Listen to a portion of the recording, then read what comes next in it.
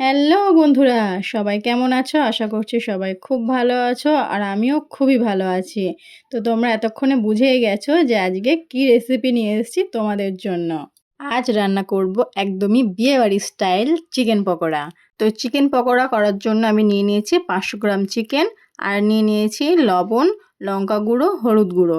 এই 3টে উপকরণ দিয়ে আমি চিকেনটাকে ভালো করে ম্যারিনেশন করে রেখে দেবো।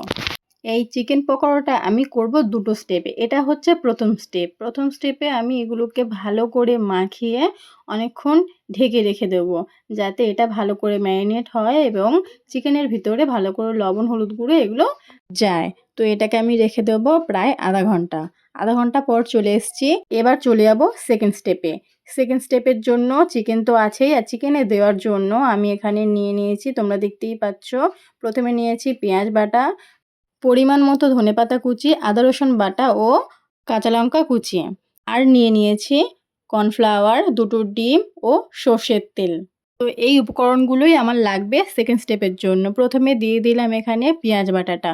পেঁয়াজ বাটাটা তোমরা তোমাদের পরিমাণ অনুযায়ী দিতে পারো। আমি দিয়ে দিয়েছিলাম 1 বাটির একটু কম। দিয়ে দিলাম 2 চামচ আদা রসুন বাটা আর দিয়ে দিলাম লঙ্কা কুচি। ধনেপাতা কুচিটা আমি কিছুক্ষণ পরে দেব। আগে এগুলোকে চিকেনের সঙ্গে ভালো করে মাখিয়ে নেব, শেষে আমি দেব ধনেপাতা কুচি। তারপরে দিয়ে দিলাম 2টো ডিম। দেখতেই পাচ্ছ, এগুলোকে সবগুলো ভালো করে মাখিয়ে নিতে হবে। 2টো ডিম আমার দেওয়া হয়ে গেছে। দিয়ে দেব কর্নফ্লাওয়ার। কর্নফ্লাওয়ারটা আমি এখানে 500 গ্রাম চিকেন নিয়েছি, তো আমার একটু বেশি কর্নফ্লাওয়ার লাগবে। তোমরা যতটা চিকেন নেবে সেই পরিমাণে কর্নফ্লাওয়ার দেওয়ার চেষ্টা করবে। কর্নফ্লাওয়ার আমার দেয়া হয়ে গিয়েছে। এবার এই উপকরণগুলির সঙ্গে চিকেনটাকে ভালো করে মাখিয়ে নিতে হবে। আর আমি এখানে চিকেন পকোড়ার যে পদ্ধতিতে তোমাদের দেখাচ্ছি, সেই পদ্ধতিতে তোমরা বাড়িতে একবার ট্রাই করে দেখো, তোমাদের খুব ভালো লাগবে। তো এই চিকেনটাকে ভালো করে আমার মাখানো হয়ে গিয়েছে। সবশেষে দিয়ে দেব কিছুটা পরিমাণ, মানে খুব অল্প পরিমাণে সর্ষের তেল। তোমরা চাইলে নাও দিতে পারো, এটা অপশনাল। আমার এটা দিতে হয় কারণ এটা দিলে চিকেন পকোড়ার টেস্টটা আরও বেশি হয়। আর প্রথমে যে ধনেপাতা কুচিটা আমরা সাইড করে রেখেছিলাম ওটা ওখানে দিয়ে দিলাম। দিয়ে এটাকেও ভালো করে কিছুক্ষণ মাখিয়ে নিতে হবে। চিকেনটাকে ভালো করে মাখিয়ে নিয়ে এটাকেও কিছুক্ষণ রেস্টে রাখতে হবে। 20 থেকে 25 মিনিট রেস্টে রাখলেই হবে।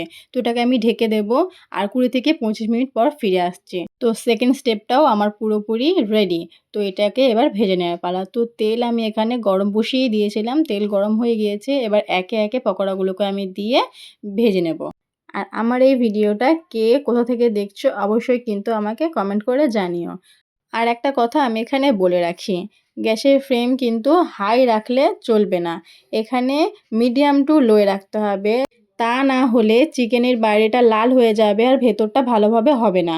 তো সেই জন্যেই বলছি, খুব হাই রাখবে না, মিডিয়াম টু লোয়ে রাখবে। দেখবে তোমার চিকেন পকোড়াগুলো ভালো সুন্দরভাবে ভাজা হবে, ভেতরটাও হবে এবং বাইরেটাও লাল হবে।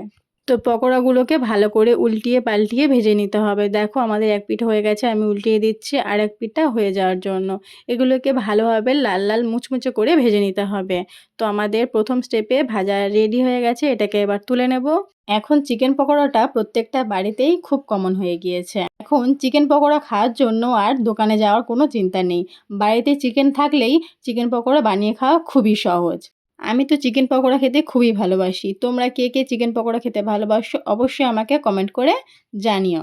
ভুলো না কিন্তু। তোমাদের সঙ্গে গল্প করতে করতে দেখো আমার অনেকটা ভাজা হয়ে গিয়েছে। এবার কিছুটা বাকি আছে, সেগুলোই আমি ভেজে নিচ্ছি। এগুলোকে ভালো করে যেমন আগেরগুলো ভেজে নিয়েছিলাম উল্টিয়ে পাল্টিয়ে লাল লাল মুচমুচে করে, তেমনভাবে এগুলোকেও আমি ভেজে নেব। আমার সব চিকেন পকোড়া ভাজা হয়ে গিয়েছে।